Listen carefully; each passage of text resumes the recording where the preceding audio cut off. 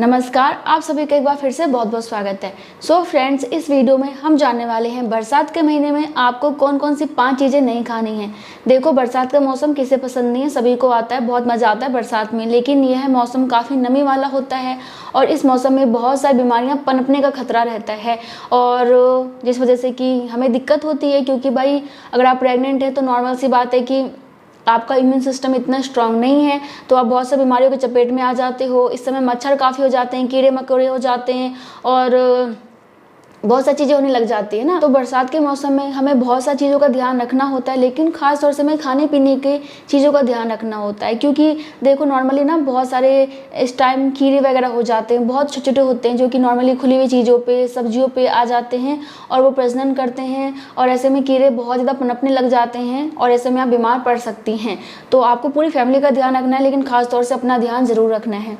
तो चलिए जान लेते हैं कि आपको कौन कौन सी चीज़ें नहीं खानी हैं। तो देखो जी, जो सबसे पहला चीज़ आपको नहीं खानी है वो है हरी पत्तेदार सब्जियां।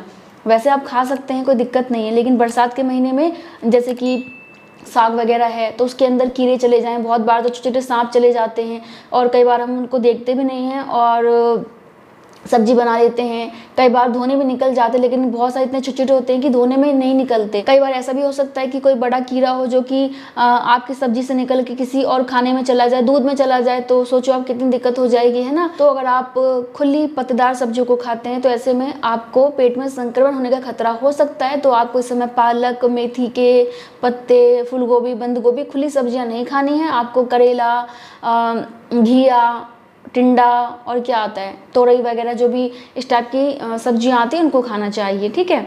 इसके बाद जो दूसरा है जो आपको नहीं खाना है वो है आपका बाहर का खाना। तो नॉर्मली हम सब बहुत चटोरे हैं और हम शाम के टाइम में या कभी भी बाहर चले जाते हैं और कुछ ना कुछ, कभी पानी पूरी खा रहे हैं, कभी मोमोज खा रहे हैं, कभी टिक्की खा रहे हैं, कभी कुछ भी खा रहे हैं, जो भी हमें अच्छा लगता है हम वो खाते हैं। तो देखो, बरसात के मौसम में ये जो छोटे छोटे कीड़े होते हैं, बैक्टीरिया होते हैं, वो बहुत जल्दी पनपते हैं।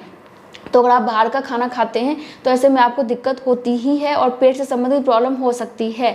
इसलिए जितना हो सके बाहर का खाना अवॉइड करें। जो भी आप खा रहे हैं घर में बना के ताज़ा खाएं। और हाँ, आपको इस समय ना फ्रिज में रखा हुआ और फ्रोज़न फूड वगैरह भी नहीं खाना है, क्योंकि उसमें भी बैक्टीरिया होने का खतरा रहता है, जो कि आपको बीमार कर सकता है, आपको पेट में संक्रमण कर सकता है और पेट में संक्रमण होगा तो आप बहुत परेशान हो जाएंगे। इसलिए आपको इस समय फ्रोज़न फूड वगैरह नहीं खाना है, फ्रीज में रखा हुआ बासी खाना भी नहीं खाना है। और हाँ देखो, गर्मी इस टाइम भी रहती है तो कई बार हम फ्रिज ड्रिंक्स ले लेते हैं, मतलब कि फ्रिज में कोई सा ड्रिंक बना के रख लेते हैं, या फिर कोल्ड ड्रिंक वगैरह या फिर जूस वगैरह हम डिब्बा बंद ले आते हैं, उसको रख लेते हैं, उसको पीते हैं। तो इस टाइम उनमें भी बैक्टीरिया होने का खतरा रहता है, जो कि आपके शरीर से खनिज को ख़त्म कर सकते हैं और आपको बहुत ज़्यादा बीमार कर सकते हैं। इसलिए आपको इस समय कोई भी रखा हुआ ड्रिंक भी नहीं लेना है, मतलब कि बॉटल में आते हैं बहुत सारे जूस वगैरह, वो भी कुछ भी नहीं लेना, ठीक है।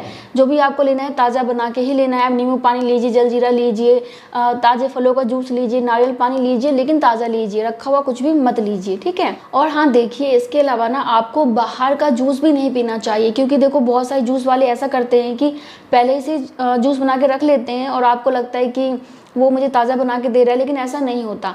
अगर आप कहीं बनवा रहे हैं तो अपने सामने ही, अनार का बनवा रहे हैं तो अपने सामने छिलवाओ, अपने सामने ही डलवाओ, अपने सामने जूस निकलवा के पियो। या फिर संतरे का पी रहे हैं, मौसमी का पी रहे हैं, तो अपने सामने ही होना चाहिए। कई बार ऐसा होता है कि वो पहले से बना के रख लेते हैं थोड़ा बहुत और एक डाल दिया। मान लो कि आप मौसमी का पीने गए तो पहले से बना के रखा हुआ है, थोड़ा सा उसमें और मिला लिया और घुमा के आपको दे दिया। या फिर मान लीजिए कि आप अनार का ले रहे हैं तो ऐसे ही किया। या फिर बहुत सारे लोग मैंगो शेक वगैरह बनाते हैं तो पहले से बना के रख लेते हैं और आप जब जाते हैं तो घुमा के आपको दे देते हैं, ऐसे ही। तो बहुत सारे लोग ऐसा भी करते हैं। तो आपको बाहर का जूस पीने से भी इस टाइम बचना चाहिए।